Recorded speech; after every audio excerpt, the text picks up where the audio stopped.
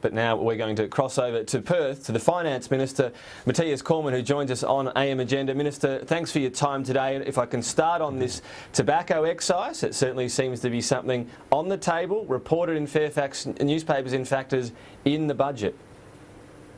Well, the budget will be delivered on the 3rd of May. There's always a lot of speculation in the lead up to any budget about what may or may not be in the budget. I won't be adding to that speculation. I'll let the budget do the talking on the 3rd of May. When it comes, though, to at least the principle of this, if we look at what the government has said about Labor's plan of $47 billion over 10 years, presumably any sort of principle in the government moving on this would mean not a hike as big, so a smaller hike, and not to be put towards specific spending, which has been a big criticism of the governments of what Labor's doing with the money they're going to raise. Well, looking at the principle, Labor is proposing to tax more, to spend more, and they're proposing to tax more in a bad way, generally, in a way which will hinder our successful transition from resource investment-driven growth to broader drivers of growth. The government is focused on taxing better in a way that doesn't increase the overall tax burden in the economy, so we can continue to successfully transition from resource investment driven growth to broader drivers of growth in a diversified new economy. When it comes to the tobacco excise, though, can you at least tell voters it won't be as big as Labor's, what Tony Abbott called Labor's workers' tax, and that it won't be used simply to prop up spending, because you've spoken about this, your government, that it's meant to be money that won't be as big in future years because it'll actually stop people smoking? Well, again, I'm not going to go into specific measures in the budget. The budget will be delivered on the 3rd of May, but what I can say is that our focus has been on strengthening growth, creating more jobs, and as such our focus has been on improving the way we raise the necessary revenue for government, not on increasing the overall tax burden in the economy, because what we are seeking to do is by improving our tax mix, by making our tax system more growth friendly, we want to continue to maximise the successful transition that we're currently engaged in from resource investment driven growth to broader drivers of growth. Okay, moving on to worker entitlements, the $74 million the government's going to guarantee for workers of Queensland Nickel. Is there any concern? I know the government will chase Clive Palmer for this money, but it lets him off that political pressure of the sight of workers not getting entitlements, not being paid out what they're entitled to.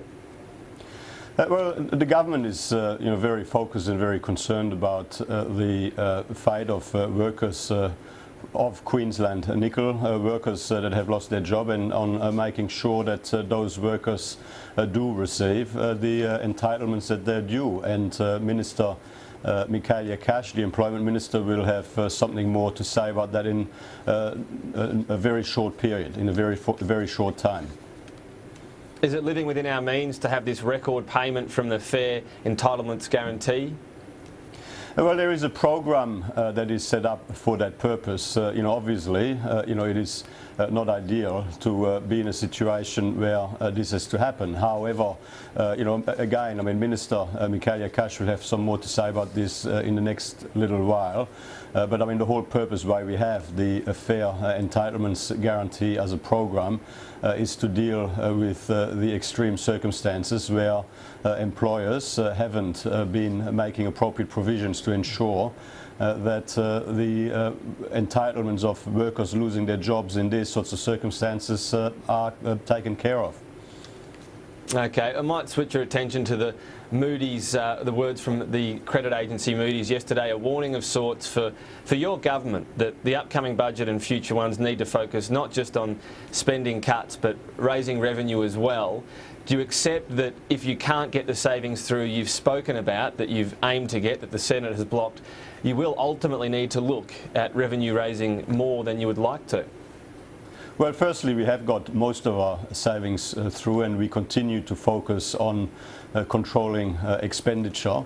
That is an important part of our fiscal strategy. If you look at our budget position, as per the mid-year economic and fiscal outlook released just before Christmas, our budget position continues to improve. Our underlying cash balance is improving year on year over the forward estimates. There'll obviously be an update in those numbers now in the budget on the 3rd of May. We've made some further decisions decisions, both on the revenue and on the expenditure side of the budget. And our focus is on responsible budget management. Our focus is on managing the budget in a way that does protect our AAA credit rating. In the end, what matters is that we continue to head in the right direction on a credible pathway back to surplus as soon as possible, and that is what we're doing. Well, what Moody's seems to be saying in the long term is you either start raising more revenue or you won't be getting back to credible surplus. If you ignore that warning, you're talking about possibly costing Australia in the long term a AAA credit rating, aren't you?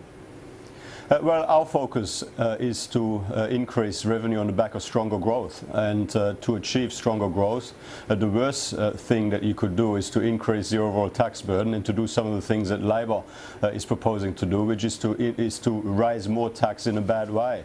To increase capital gains tax will hurt investment, when what Australia needs to successfully transition our economy is to attract more investment. To look at Labor's proposed approach on negative gearing, which will push down the value of housing, which will increase the cost of rent, which will reduce the level of investment in the economy. That is the wrong way to go. Our way is to raise the necessary revenue for government in a better way without increasing the overall tax burden, because that strengthens growth and that will help to increase the level of revenue without increasing the overall tax burden.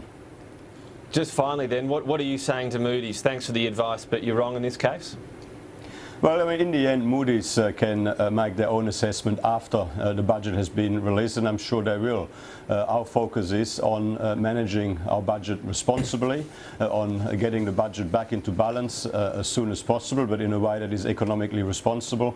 Our focus very much is on doing what needs to be done to continue to successfully transition the Australian economy to the new diversified economy of the future. Okay, Matthias Cormann, I know it's a busy time for you with the preparation of that budget, so thanks for your time today on Sky News. Always good to talk to you.